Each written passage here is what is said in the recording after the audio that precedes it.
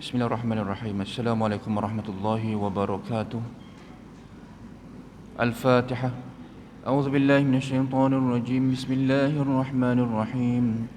Alhamdulillahi rabbil alamin arrahmanir rahim maliki yaumiddin. Iyyaka na'budu wa iyyaka nasta'in. Ihdinas siratal mustaqim. صراط الذين أنعمت عليهم غير المغضوب عليهم ولا الضالين آمين. الحمد لله رب العالمين وبه نستعين على أمور الدنيا والدين ونصلي ونسلم على هذا النبي الكريم وعلى آله وصحبه أجمعين. أشهد أن لا إله إلا الله وحده لا شريك له وأشهد أن محمدًا عبده ورسوله بلغ الرسالة وأدى الأمانة ونصح الأمة وجاهدوا في سبيل الله حق جهاده حتى أتاه اليقين. وقال الله تعالى في كتابه العزيز بعد أعوذ بالله من الشيطان الرجيم بسم الله الرحمن الرحيم يا أيها الرسل كلوا من الطيبات واعملوا صالحا. وقال الله تعالى أيضا يا أيها الذين آمنوا كلوا من الطيبات ما رزقناكم صدق الله العظيم. سبحانك لا علم لنا إلا ما علمتنا إنك أنت العليم الحكيم. قال رب اشرح لي صدري ويسر لي أمري واحلل عقدة من لساني يفقهوا قولي آمين رب العالمين. Yang dirahmati kasih kepada Nazir Masjid dan kepada seluruh yang berusaha ahli tatan kuasa surau yang dapat hadir pada pagi ini.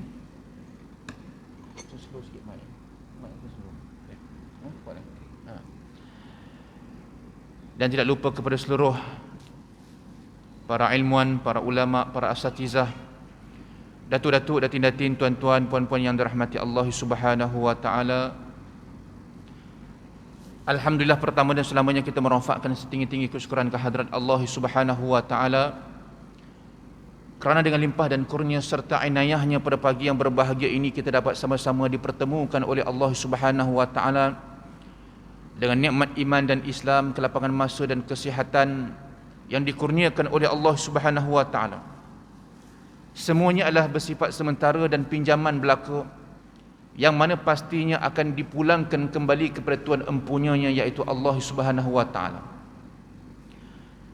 Maka beruntunglah bagi mereka-mereka yang dapat mengguna pakai segala kelebihan dan nikmat yang telah dianugerahkan oleh Allah Subhanahu wa taala, yakni dipinjamkan, dan pastinya pinjaman itu akan dipertanggungjawabkan, sama ada digunakan dengan perkara yang baik ataupun digunakan pada jalan keburukan. Maka beruntunglah bagi golongan-golongan hamba-hamba Allah Subhanahu wa taala yang dapat mengguna dalam perkara-perkara kebaikan. Allah Taala berfirman, a'udzubillahi minasyaitonir rajim, la in syakartum la azidannakum wa la in kafartum inna azabi lasyadid. Sesungguhnya sekiranya kamu bersyukur dengan nikmat aku, maka aku akan tambahkan, dan sekiranya kamu kufur dengan nikmatku, maka sesungguhnya aku menyediakan azab api neraka yang sangat pedih. Jadi mudah-mudahan kita dalam golongan orang-orang yang dapat istiqamah melakukan amal ibadah kepada Allah Subhanahu wa taala dan istiqamah dalam menjauhkan segala perkara-perkara yang dilarang oleh Allah Subhanahu wa taala, insya-Allah. Amin ya rabbal alamin. Jadi pada pagi ini insya-Allah kita berkongsi dalam hadis yang ke-10 berkaitan dengan makanan dan minuman, sumber pendapatan yang menyebabkan doa seseorang itu ditolak oleh Allah Subhanahu wa taala. Bahkan amalan-amalannya tidak diterima oleh Allah Subhanahu wa taala.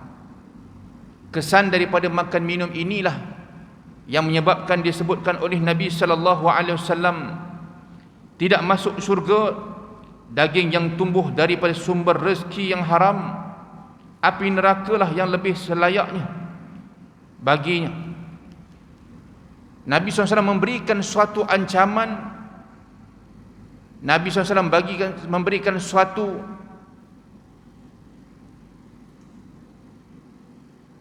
ancaman kepada mereka-mereka yang mendatangkan ataupun mendapatkan sumber-sumber yang diharamkan oleh Allah Subhanahu wa taala.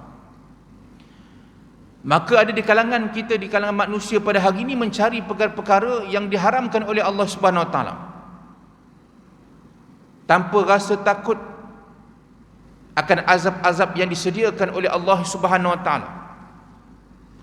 Termasuk dalam ayat yang saya bacakan tadi di permulaan muqaddimah tadi, la in syakartum la azinnannakum wa la in kafartum inna azabi lasyadid. Bagi golongan-golongan yang kufur dengan nikmat aku, bermaksud di antaranya perkara-perkara yang mereka jadikan sebagai perkara yang diharam, maka mereka mengambilnya sebagai sumber kehidupan mereka, sumber rezeki mereka, maka mereka termasuk dalam golongan-golongan orang-orang yang kufur akan nikmat Allah Subhanahu Wa Taala. Maka disebutkan Allah memberikan ancaman kepada golongan yang mengkufurkan nikmat Allah Subhanahu Wa Taala tadi dengan akan menyediakan azab api neraka yang sangat pedih.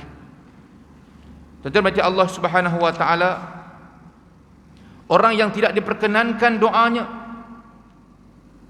diterangkan dalam hadis ini bagaimana seorang lelaki yang kelihatan kusut rambutnya kerana tidak pernah dibersihkan, lagi berdebu warna mukanya, kerana lama dan jauh dalam perjalanannya sambil mengerjakan taat kepada Allah dan berdoa menghulurkan dua tangannya ke langit, kemudian berkata, wahai Tuhanku, ya Tuhanku, wahai Tuhanku, berikanlah kepada aku, sampaikanlah hajatku.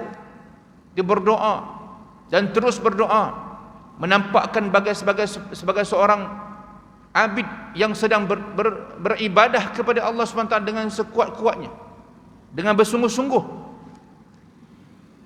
berada dalam keadaan kesusahan yang diperlukan pertolongan daripada Allah Subhanahu Wa Taala.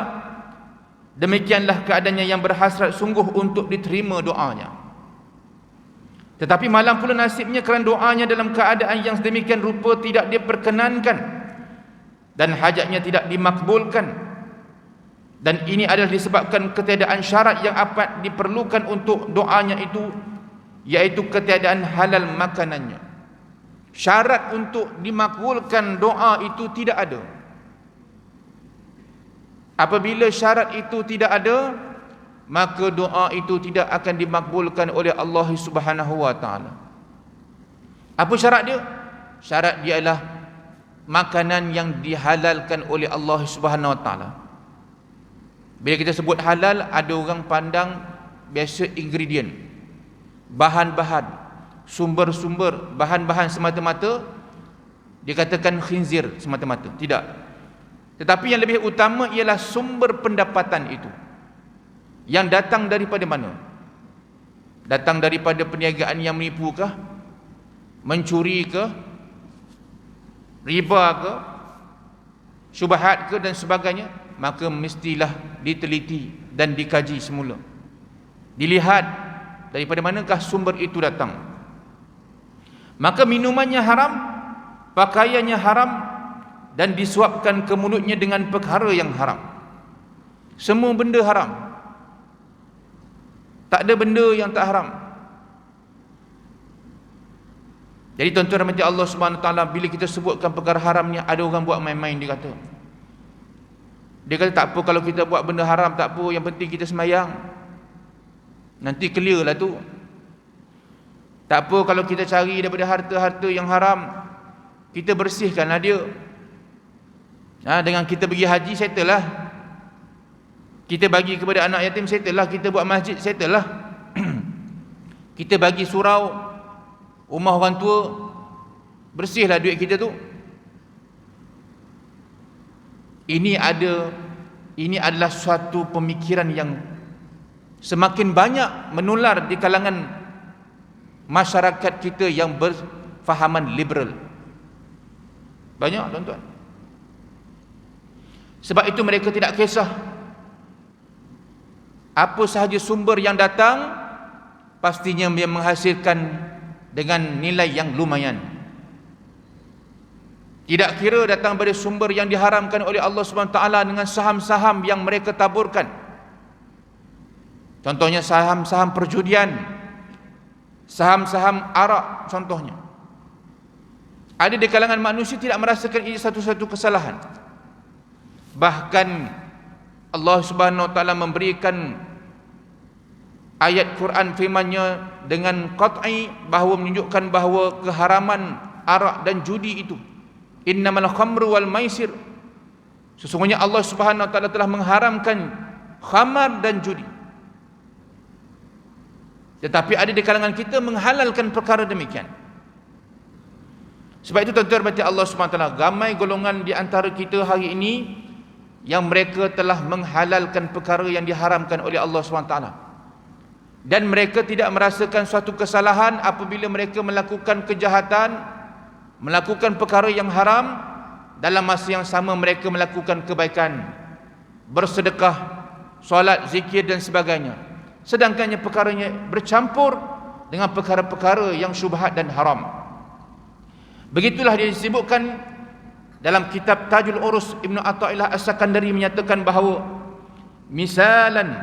misalu man yuksiru dhunub wal istighfar kamathali man yuksiru syurbat thum wa yuksiru isti'malat tiryaqa fayuqalu lahu qad la tasilu ila tiryaqi marrah fayahjumu alaikal maut qabla al-wusuli ilaihi. Yang maksudnya apa dia? Perbandingan orang yang banyak mengerjakan dosa-dosa dan banyak pula beristighfar adalah seperti orang yang banyak meminum racun, dan dalam masa yang sama dia banyak menggunakan penawar racun. Maka hendaklah dikatakan kepadanya sebagai peringatan, kadang-kadang kemungkinan satu kali kamu tidak sempat sampai kepada penawar racun itu, maka kematian menerkam kamu sebelum kamu sampai kepada penawar. Ini kata-kata Imam Ibnu Athaillah As-Sakandari dalam kitabnya Tajul Urus. Dia nak menunjukkan bahawa ramai di kalangan manusia dia buat amalan, kemudian dia buat dosa. Dia buat dosa, kemudian banyak dia beristighfar kepada Allah Subhanahu wa taala. Seolah-olah istighfar itu sebagai penawar racun dan dosa itu racun, bercampur. Kadang-kadang tak sempat nak minum penawar racun, sudah pun mati. Itulah kesan-kesan daripada dosa. Hari ini orang ambil mudah. Bila mana kekayaan itu sudah melimpah ruah, yang cukup banyak, aset-asetnya banyak, sehingga kan mereka mengatakan bahawa kita ada cara untuk membersihkan harta ini. Seperti mana yang saya sebut tadi, disebutkan kita melakukan kebaikan. Kita minum arak tak ada masalah, kemudian kita semayanglah, settle lah, bersihlah. Bermaksud apa dia? Bermudah-mudahan dalam perkara-perkara yang diharamkan oleh Allah Subhanahu wa taala, suatu perkara yang dilarang oleh Allah. Apatah lagi menghalalkan perkara yang diharamkan oleh Allah Subhanahu wa taala. Jelas merosakkan akidah seseorang. Tuan-tuan baca Allah Subhanahu wa taala, bila akidah rosak tuan-tuan, apa berlaku pada masyarakat kita? Amalan-amalan kita tidak diterima oleh Allah Subhanahu wa taala. Bersangkut paut semuanya berkaitan dengan penerimaan Allah Subhanahu wa taala atas apa-apa yang kita buat, amalan-amalan yang kita buat. Maka perlu kita berhati-hati dalam kita melakukan pekerjaan dan amalan-amalan dalam muka bumi Allah Subhanahu wa taala ini. Jadi tidak diperkenankan doanya itu walaupun nampaknya dia bersungguh-sungguh adalah kerana ada halangan dari dirinya sendiri. Kiranya tidak ada halangan ini, maka besarlah kemungkinan akan diterima doanya. Sebab itu kita perlukan bertaubat kepada Allah Subhanahu wa taala. Bila kita melakukan perkara-perkara demikian, kita bertaubat kepada Allah Subhanahu wa taala dengan menghentikan perbuatan-perbuatan yang diharamkan tadi. Bila kita bertaubat, kita benci dan tidak mengulangi lagi perkara sedemikian rupa yang diharamkan oleh Allah Subhanahu wa taala dengan taubatan nasuha. Nescaya selepas itu bila kita berdoa kepada Allah, Allah akan makbulkan. Sebab itu yang pentingnya bertaubat kepada Allah. Pentingnya kita kembali kepada Allah Subhanahu wa taala, kerana itulah sifat-sifat orang-orang mukmin. Wasari'u ila maghfiratin min rabbikum, dan bersegeralah kamu pergi ke ampunan Allah Subhanahu wa taala. Itu sifat orang mukmin.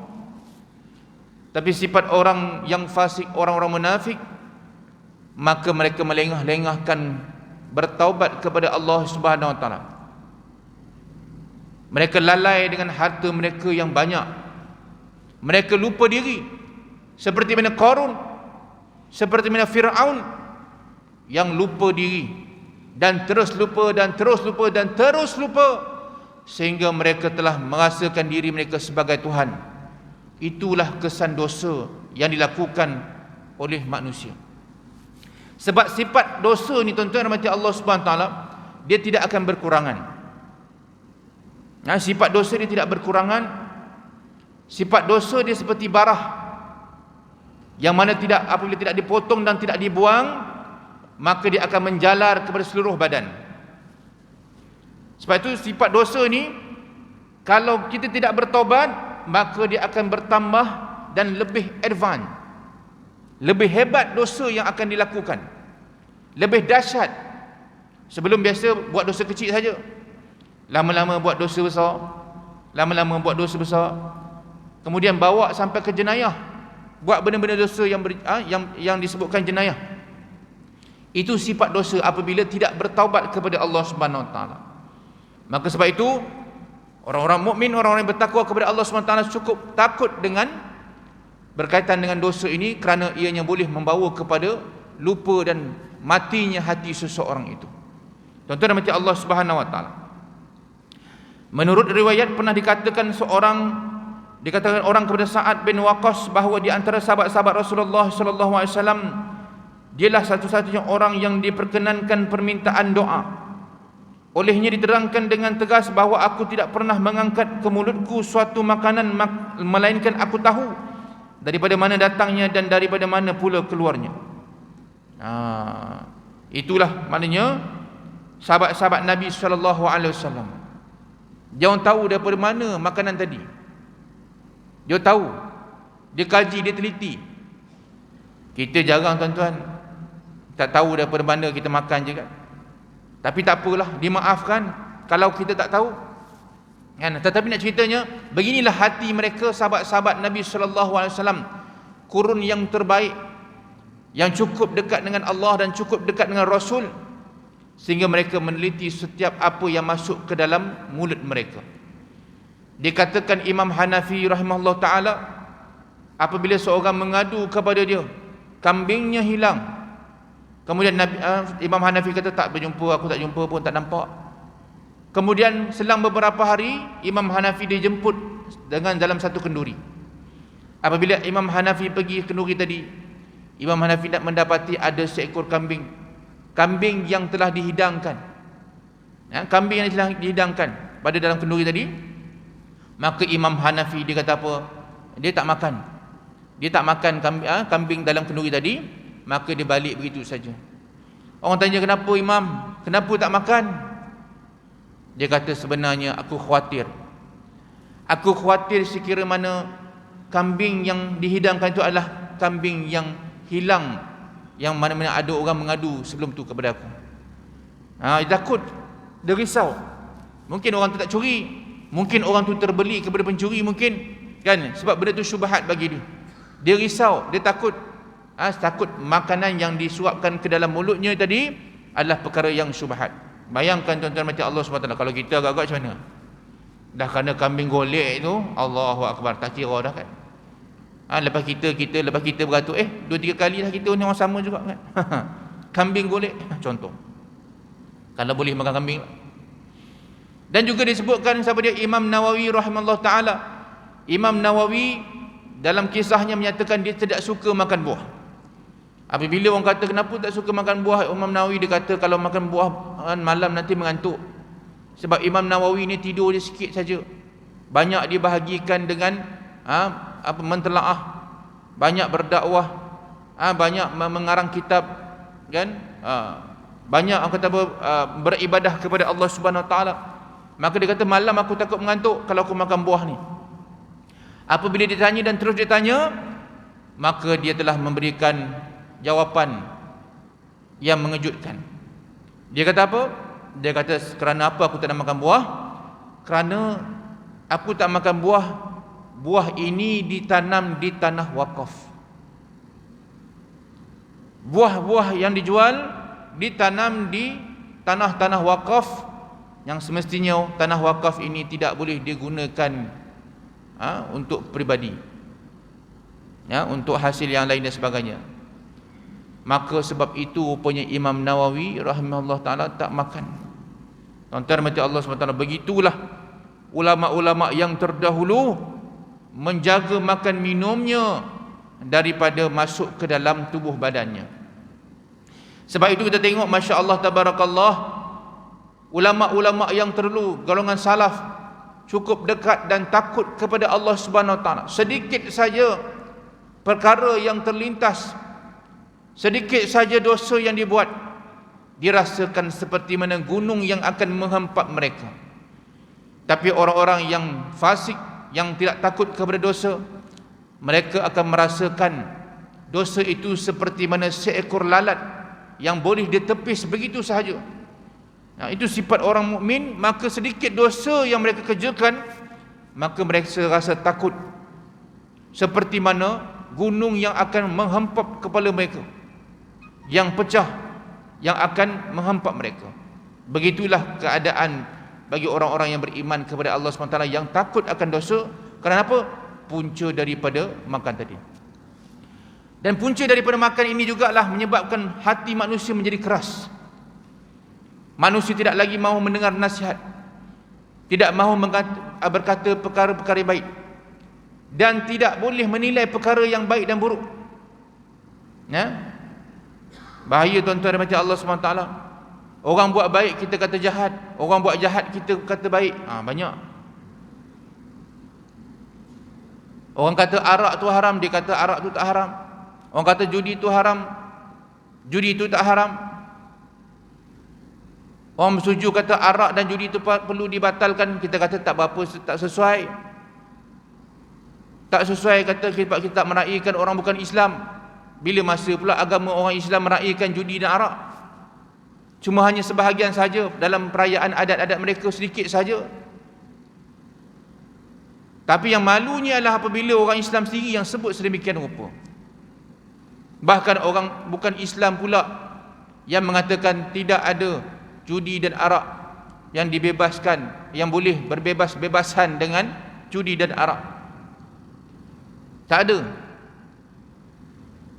Tapi inilah perkara-perkara yang kita melihat berlakunya di kalangan umat Islam pada hari ini. Masyarakat-masyarakat yang ada kepentingan-kepentingan sendiri, sanggup mereka menolak hak-hak Allah Subhanahu Wa Taala. Tuan-tuan dan Allah Subhanahu Wa Taala. Jadi segala perbuatan haram menghalangi doa. Sementara itu ada pula yang menghalangi diterimanya doa seorang selain daripada makan yang haram, iaitu segala perbuatan yang haram atau maksiat dan segala kesalahan kerana meninggalkan sekalian yang diwajibkan, sebagaimana yang disebutkan dalam sebuah hadis di mana dinyatakan bahawa meninggalkan suruhan kepada yang baik dan meninggalkan larangan daripada yang jahat menghalangi diperkenankan doa orang yang terpilih, sedang mengerjakan taat adalah mewajibkan kepada diperkenankan doa. Sama juga, perkara yang boleh menghalang doa bagi seseorang itu apabila dia meninggalkan perintah Allah SWT, yakni maksiat. Bila dia tinggalkan kewajipan-kewajipan yang diperintahkan oleh Allah SWT, maka itulah beliau adalah seorang yang sedang melakukan maksiat. Dan juga dia melakukan perbuatan-perbuatan yang dilarang dan diharamkan oleh Allah SWT, maka termasuk dalam golongan-golongan orang-orang yang tidak diperkenankan doa oleh Allah SWT. Melakukan perkara yang dilarang dan juga tidak melakukan perkara yang diperintahkan oleh Allah SWT, maka termasuk dalam golongan orang yang tidak dimakbulkan doa mereka oleh Allah SWT. Pada suatu masa Nabi Musa AS melihat seorang lelaki mengangkat dua tangannya kerana berdoa kepada Allah dengan cara yang bersungguh-sungguh. Kemudian itu Nabi Musa sendiri mengadu nasib orang itu kepada Allah dengan ujarnya, "Ya Tuhanku, hamba engkau ini memohon kepada engkau supaya engkau kasihi akan dia kerana Engkau Tuhan yang amat mengasihani dari segala apa yang Kami kasih. Maka apakah yang engkau lakukan pada hajatnya? Allah memberitahu kepadanya, Nabi Musa, wahai Musa, kalau dia mengangkat kedua belah tangannya sehingga putus sekalipun, aku tidak mahu memenuhi hajatnya, sehinggalah dia sendiri memenuhi hak aku. Dia memenuhi hak aku. Nampak? Nabi Musa tolong, ni Nabi tolong doa kepada Allah Subhanahu Wa Taala, mewakilkan kepada orang yang sedang berdoa kepada Allah Taala tadi. Maka Allah tak perkenankan. Allah jawab balik kepada Nabi Musa, Allah tidak perkenankan walaupun putus tangan dia doa, angkat tangan punya lama. Kerana tidak memenuhi hak Allah, tidak melakukan perintah Allah dan melakukan larangan Allah Subhanahu Wa Taala, maka Allah Subhanahu Wa Taala tidak memperkenankan doa dia. Ketika Ibrahim bin Adham, seorang ahli tasawuf yang masyhur, berada di tengah-tengah pasar Basrah, beliau dikerumuni oleh orang ramai. Di antara mereka ada yang bertanya, mengapakah doa mereka tidak dikabulkan Allah, padahal mereka selalu berdoa kepadanya? Beliau menjawab, kerana hati kamu buta disebabkan 10 perkara. Ibrahim bin Adham ni seorang ahli tasawuf yang terkenal, kan? Menjadi rujukan pada masa ketika itu. Orang bertanya, kenapa doa kami tak dimakbulkan? Kami bukan tak selalu doa, selalu dah doa, tapi tak dimakbulkan juga. Maka Ibrahim kata, hati kamu buta disebabkan 10 perkara. Apa dia 10 perkara tu? Yang pertamanya, kamu mengenal Allah, tetapi kamu tidak menunaikan haknya. Tak tunaikan hak Allah. Allah tu siapa? Allah Ta'ala tu Tuhan kita. Seorang hamba mestilah menunaikan hak kepada Tuannya, barulah dikatakan sebagai orang-orang yang bertakwa kepada Allah SWT. Dan yang keduanya apa dia? Kamu sangka bahawa kamu cinta kepada Rasulullah sallallahu alaihi wasallam, tetapi kamu tinggalkan sunnahnya. Maksud tinggal kat sini apa? Maksudnya benci dengan sunnahnya, tak ikut langsung, kan? Tak suka langsung, meninggalkan sunnah Nabi sallallahu alaihi wasallam. Sedangkan Allah Ta'ala sebut dalam merakamkan dalam Quran, qul in kuntum tuhibbunallaha fattabi'uni yuhibbukumullah wa yaghfir lakum dzunubakum wallahu ghafurur rahim. Katakanlah wahai Muhammad kepada mereka, sekiranya kamu hendak dicintai oleh Allah, maka ikutilah aku, sesungguhnya nescaya Allah Ta'ala akan mengasihi kamu, wallahu ghafurur rahim, sesungguhnya Allah Ta'ala itu Maha Pengampun lagi Maha Penyayang. Kena ikut sunnah Nabi sallallahu alaihi wasallam. Dan kita ini masuk syurga Allah Subhanahu Wa Taala bukan disebabkan amalan kita, bahkan dengan rahmat dan juga syafaat daripada Nabi sallallahu alaihi wasallam. Maka kita kena banyak berselawat ke atas junjungan Nabi Muhammad sallallahu alaihi wasallam dan juga mengikuti sunnah Nabi sallallahu alaihi wasallam. Yang ketiganya, kamu telah membaca Al-Quran tetapi kamu tidak beramal dengannya. Ramai orang baca Al-Quran tetapi dalam masa yang sama dia menentang semula apa yang telah disebutkan, difirmankan oleh Allah SWT di dalam Al-Quran. Baca Al-Quran tentang aurat tapi dia tidak menutup aurat. Baca Al-Quran berkaitan dengan ayat-ayat hukum berkaitan dengan haram, memakan perkara-perkara yang haram, tetapi dia makan makanan yang haram. Baca ayat Al-Quran supaya menjaga lidah dan hati, tetapi lidah dan hatinya melakukan penipuan, menyakiti orang, memaki, hamun dan sebagainya. Membaca Al-Quran tetapi dalam masa yang sama menentang semula apa yang telah disebutkan di dalam Al-Quran. Sebab itu dalam Allah Ta'ala merakamkan dalam Quran, qala ar-rasul ya rabbi inna qaumi ittakhadhu hadzal qur'ana mahjura. Nabi mengadu kepada Allah, wahai Tuhanku, sesungguhnya umat aku menjadikan Al-Quran ini seperti perlembagaan yang ditinggalkan. Perlembagaan yang ditinggalkan. Maksudnya apa dia? Bila baca Al-Quran tapi dia tak percaya pada Al-Quran, itu golongan yang pertama, awal-awal lagi ditolak. Yang keduanya, boleh baca Quran, elok dah baca Quran, tetapi tak faham pula dah. tak faham apa langsung, tak boleh juga. Yang ketiganya, bila dah baca Quran faham pula tu, tak beramal pula dengan Al-Quran. Yang seterusnya, bila baca Al-Quran kemudian tidak menjadikan Al-Quran itu sebagai rujukan, dia mengambil jalan-jalan yang salah. Dia ambil perkataan-perkataan orang barat,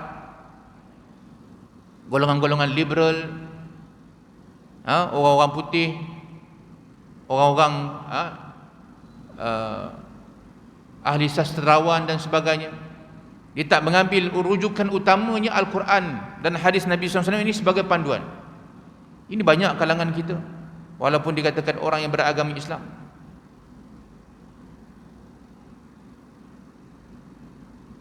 Ada di kalangan kita sampai nak menghapuskan, memberi cadangan supaya dikeluarkan subjek pendidikan agama di universiti. Dia kerana apa? Sebab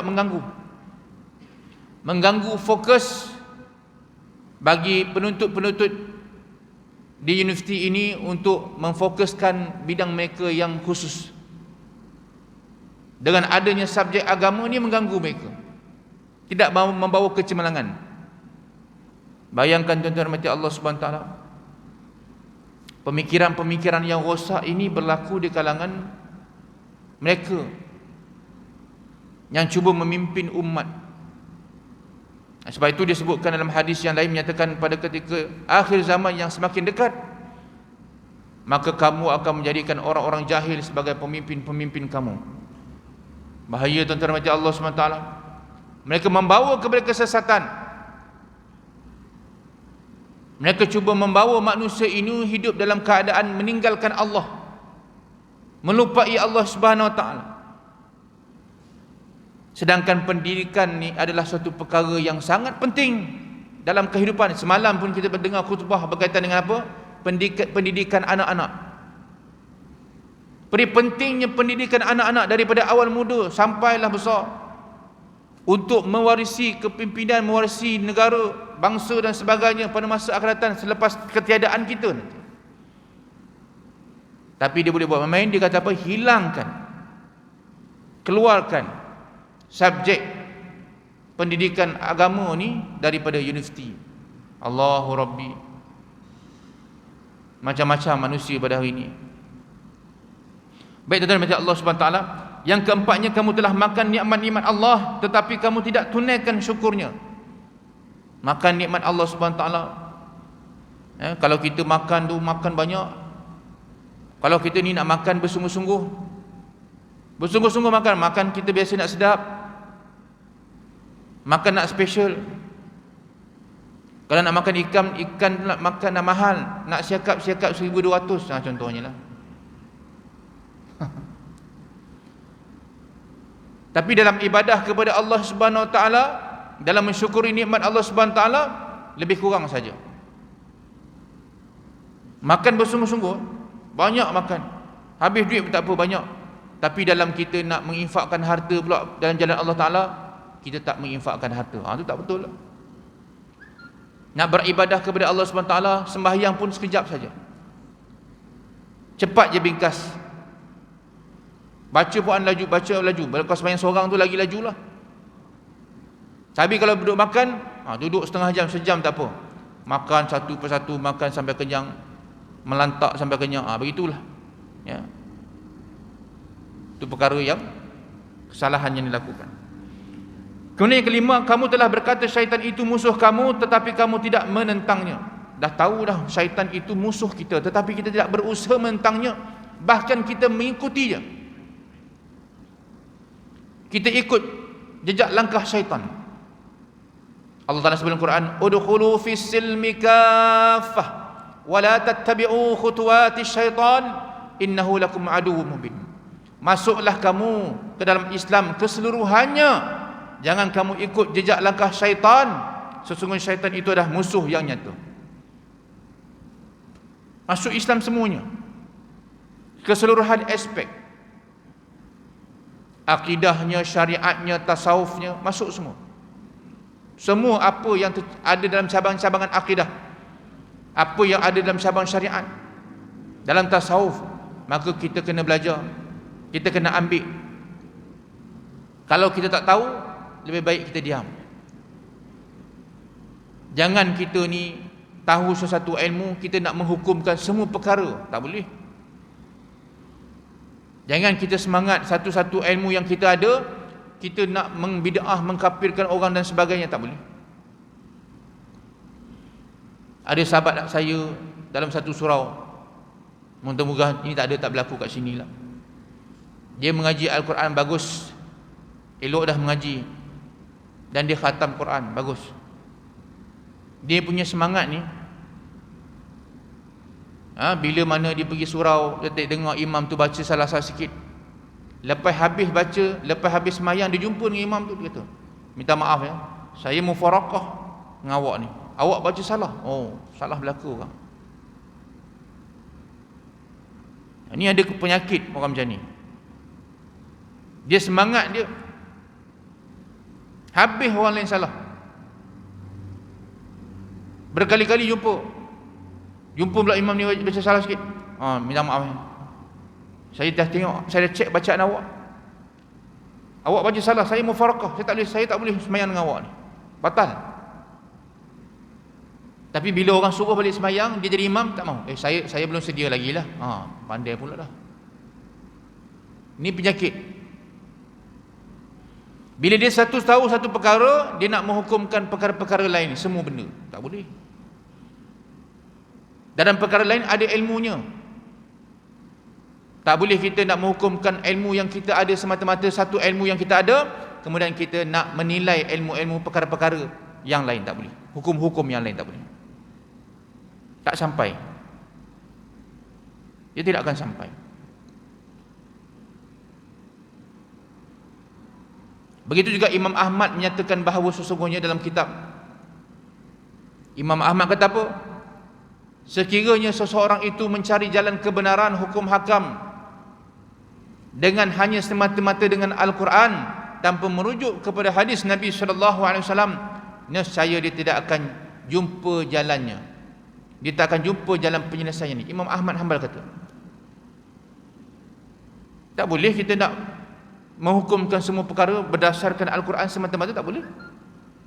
Dia mesti merujuk kepada hadis Nabi SAW, dan hadis itu menjadi penerang kepada Al-Quranul Karim. Sebab itu kena elakkan perkara-perkara sedemikian. Yang keenam, kamu telah berkata bahawa syurga itu benar tetapi kamu tidak beramal untuknya. Dah tahu dah benar, tetapi tidak beramal pun nak masuk syurga Allah SWT. Bila ditangkap, kenapa ni berzina, ini semua ditakdirkan oleh Allah, dia kata. Nak masuk syurga tak? Nak masuk syurga. Tanyalah siapa-siapa pun dalam dunia ni, penjenayah ke, siapa ke, orang yang berbuat maksiat, nak masuk syurga tak? Masuk syurga. Nak masuk syurga tak? Nak masuk syurga. Tapi perihalnya adalah menentukan di antaranya apa dia? Amalan seseorang itu. Apabila Nabi ditanya kepada sahabat, Nabi kata apa kepada sahabat? Allah Subhanahu Wa Taala nak masukkan semuanya manusia ke dalam syurga Allah Taala.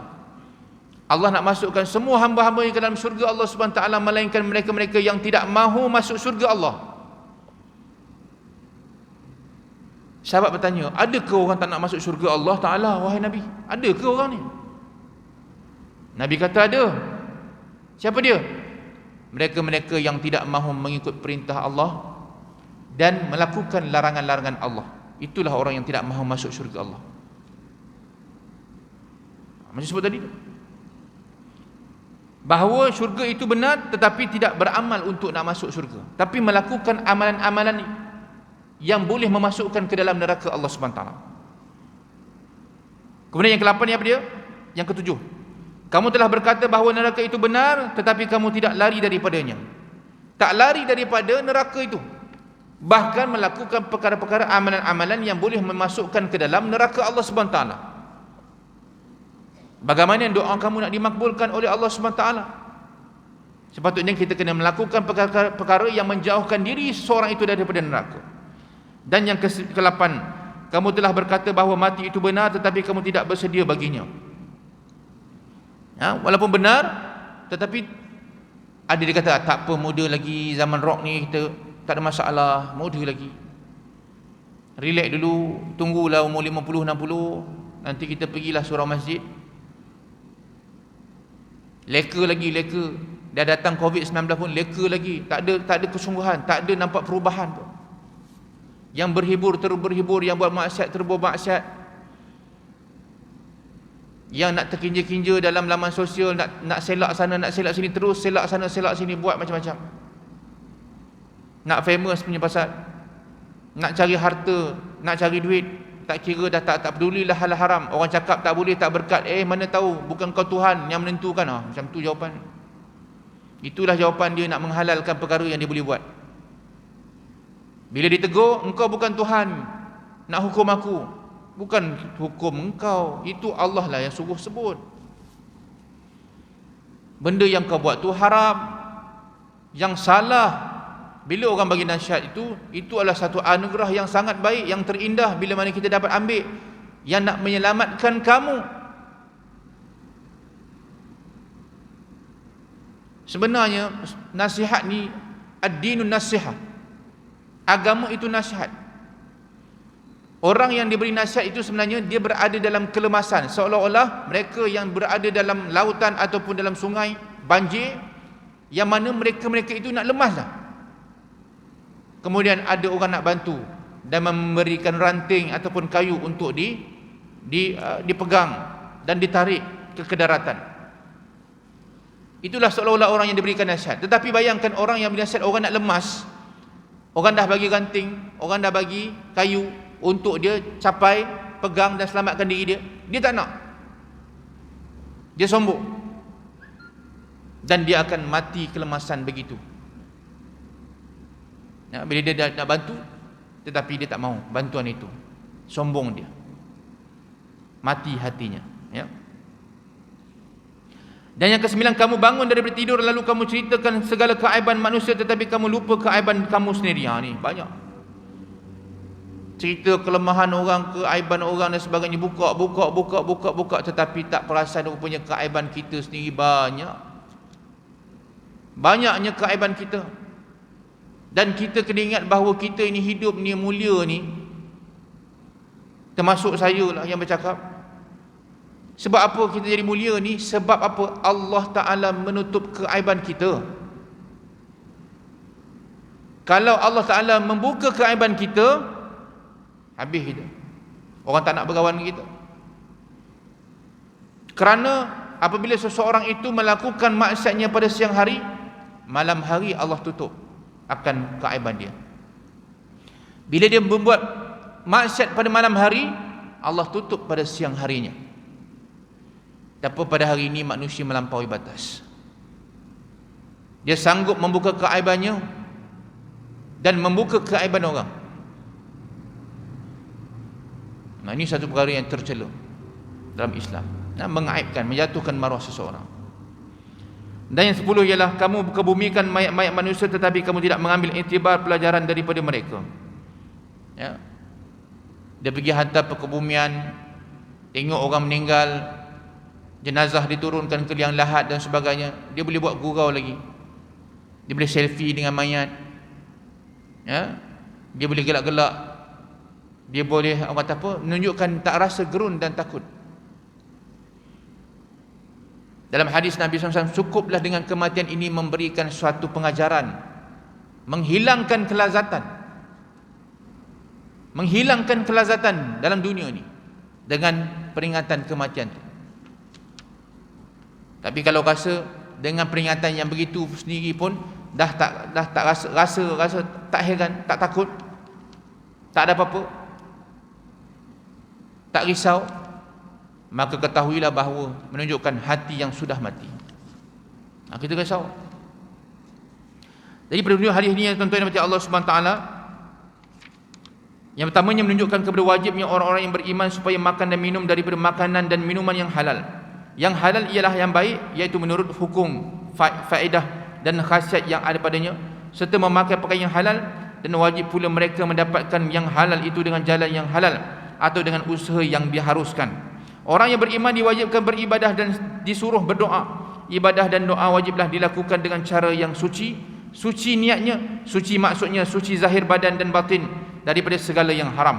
Yang haram itu adalah yang tidak baik, dan Allah tidak akan terima yang tidak baik kerana ia Tuhan adalah baik, sebagaimana yang ditegaskan dalam hadis tersebut. Abu Syekh Ibn Hajar Al-Hitami dalam huraian hadisnya ini mengemukakan perkara bersedekah dengan harta yang haram. Di antara lain beliau menerangkan bahawa sesungguhnya Allah tidak akan menerima sedekah dengan harta yang haram, kerana orang yang bersedekah itu melakukan suatu terlarang, iaitu menggunakan milik orang lain. Itu dia. Mati Allah SWT. Maka kesimpulan daripada hadis yang kita kongsikan pada pagi ini ialah bahawanya Allah SWT perintahkan kepada kita mengambil sumber yang baik dan melakukan setiap perkara kebaikan. Pakaiannya, minumannya, ketaatannya, semuanya daripada kebaikan. Barulah Allah SWT akan menerima, memakbulkan atas usaha-usaha kita berdoa kepada Allah SWT. Tapi kalau sebaliknya, takutlah kita bahawa kita takut sekiranya Allah Ta'ala tidak mendengar akan doa-doa kita. Ya, kita takut. Itu sifat orang mukmin. Kita akan rasa takut. Bila mana kita rasa, aku buat benda maksiat ni, Allah tak terima ni. Dosa aku. Kan? Aku ni minum arak setitik disebutkan 40 hari tidak diterima amalan. Kan takut kita. Maknanya sifat orang mukmin, dia takut apabila Allah Subhanahu Wa Taala tidak menerima akan doa-doanya ataupun amalan ibadah dia kepada Allah Subhanahu Wa Taala. Jadi mudah-mudahan kita terselamat dalam golongan-golongan orang-orang yang lalai dan leka dan terus melakukan perkara-perkara yang diharamkan oleh Allah SWT dengan mencari sumber-sumber yang diharamkan ini. Maka mudah-mudahan kita dapat selamatkan sahabat-sahabat kita, berikan peringatan kepada kawan-kawan kita, jiran tetangga kita, saudara mara kita yang mana mereka sedang melakukan perkara ini dalam keadaan kelalaian.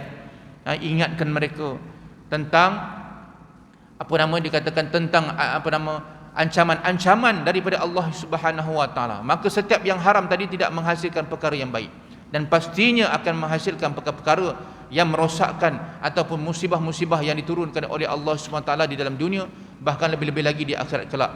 Jadi mudah-mudahan kita terselamat daripadanya.